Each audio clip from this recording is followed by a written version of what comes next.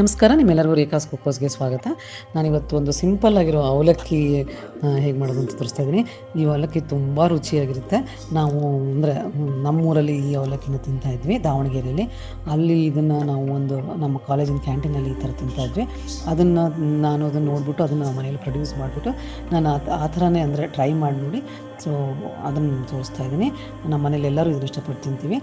ಇದಕ್ಕೆ ನಾನು ಒಂದು 3 ದೊಡ್ಡ ಸ್ಪೂನು ಎಣ್ಣೆ, ಆಮೇಲೆ ಸಾಸಿವೆ ಹಾಕ್ತಾಯಿದ್ದೀನಿ. ಮತ್ತು ಅದ ನಂತರ ಜೀರಿಗೆ ಹಾಕೋಣಂತೆ ಸ್ವಲ್ಪ. ಇದಕ್ಕೆ ಇವಾಗ ಅರಿಶಿನ ಹಾಕಿ ಒಗ್ಗರಣೆ ಹಾಕ್ಕೊಳ್ಳೋಣಂತೆ. ಸ್ವಲ್ಪ ನಾವು ಹಿಂಗೆ ಹಾಕ್ಕೊಳ್ಳೋಣ, ಟೇಸ್ಟ್ ಚೆನ್ನಾಗಿರುತ್ತೆ. ನೋಡಿ, ಇದಕ್ಕೆ ಹಿಂಗೆ ಹಾಕ್ಕೊಂಡಿದ್ದೀನಿ. ಇದಾದ ನಂತರ ಸ್ವಲ್ಪ ಕರಿಬೇವು. ಇದು ಭಾಳ ಫಾಸ್ಟಾಗಿ ಆಗೋಗುತ್ತೆ. ಈಗ ಹಸಿಮೆಣ್ಸಿನ್ಕಾಯಿ ಸ್ವಲ್ಪ ಖಾರವಾಗಿ ಹಸಿಮೆಣ್ಸಿನ್ಕಾಯಿ ಉದ್ದುದ್ದಾಗಿಟ್ಟರೆ ಕಟ್ ಮಾಡಿದ್ರೆ ಬಾಯಲ್ಲಿ ಬಂದರೆ ತುಂಬ ಚೆನ್ನಾಗಿರುತ್ತೆ. ನೋಡಿ, ಇದಕ್ಕೀಗ 2 ದೊಡ್ಡ ಈರುಳ್ಳಿನ ಹಾಕ್ತಾಯಿದ್ದೀನಿ. ಈರುಳ್ಳಿ ಇದನ್ನೆಲ್ಲ ಚೆನ್ನಾಗಿ ಈಗ ನಾನು ಈರುಳ್ಳಿನ ಬೇಯಿಸ್ಕೊಳ್ಳೋದು ಭಾಳ ಇಂಪಾರ್ಟೆಂಟ್. ಇಲ್ಲಿ ಏನಂದರೆ ಈರುಳ್ಳಿನ ಪೂರ್ತಿ ಸಾಫ್ಟಾಗಿ ಬೇಯಿಸ್ಕೋಬಾರ್ದು. ಸ್ವಲ್ಪ ನಾನು ಉಪ್ಪು ಹಾಕ್ಬಿಟ್ಟು ಸ್ವಲ್ಪ ಅಂದರೆ ಒಂದು 5 ನಿಮಿಷನೂ ಬೇಕಾಗಲ್ಲ, ಒಂದು 4ರಿಂದ 5 ನಿಮಿಷ ಮ್ಯಾಕ್ಸಿಮಮ್. ಅಂದರೆ ಅಷ್ಟರೊಳಗೆ ಸಣ್ಣ ಉರಿ ಇಟ್ಬಿಟ್ಟು ಇದನ್ನು ಪೂರ್ತಿ ಹಿಂಗೆ ಸಾಫ್ಟ್ ಮಾಡ್ಕೊಳ್ಳೋದು ಬೇಡ. ಒಂಚೂರು ಅದರಲ್ಲಿ ಕ್ರಂಚ್ ಇರಬೇಕು ಈರುಳ್ಳಿಲಿ, ಅವಾಗ ಇದು ರುಚಿ ತುಂಬ ಚೆನ್ನಾಗಿರುತ್ತೆ. ನೋಡಿ, ಈ ಥರ ಮುಚ್ಚಿಟ್ಟಿದ್ದೀನಿ. ಈಗ ನೋಡಿ, ಪೂರ್ತಿ ಹಿಂಗೆ ನಾನೇನು ಫುಲ್ ಬೇಯಿಸಿಲ್ಲ, ಇನ್ನೂ ಸ್ವಲ್ಪ ನಿಮ್ಗೆ ಸೆಂಟ್ರಲ್ಲಿ ಇದು ಕಾಣುತ್ತೆ. ಆ ಥರ ನೋಡಿ, ನೋಡಿದ್ರೆ ಗೊತ್ತಾಗುತ್ತೆ. ಇದು ಅಂದರೆ ಪೂರ್ತಿ ಹಿಂಗೆ ಸಾಫ್ಟ್ ಆಗಿಲ್ಲ. ಸೊ ಆ ಥರ ಒಂದು ಸ್ವಲ್ಪ ಸೆಂಟ್ರಲ್ಲಿ ಬಿಟ್ಕೊಂಡು ಚೆನ್ನಾಗಿರುತ್ತೆ, ಅಂದರೆ ಟೇಸ್ಟ್ ಚೆನ್ನಾಗಿ ಬರುತ್ತೆ.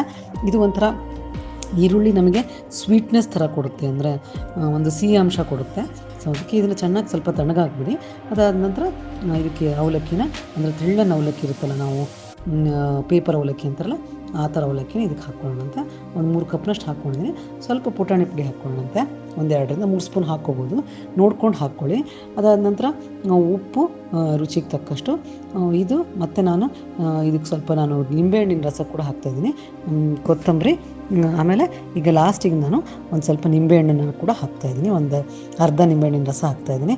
ಈ ನಿಂಬೆಹಣ್ಣಿನ ರಸ ಹಾಕೋದ್ರಿಂದ ಭಾಳ ಹುಳಿ ಅಂತ ಏನಾಗಲ್ಲ. ನಾನು ಹೇಳಿದ್ದಿಲ್ಲ ನಿಮಗೆ, ಈರುಳ್ಳಿ ಒಂದು ಸ್ವಲ್ಪ ಸ್ವೀಟ್ನೆಸ್ ಕೊಟ್ಟಿರುತ್ತಲ್ಲ, ಆ ಸ್ವೀಟ್ನೆಸ್ಸು ಮತ್ತು ಈ ಹುಳಿಗೆ ಒಂದು ಒಳ್ಳೆ ಕಾಂಬಿನೇಷನು.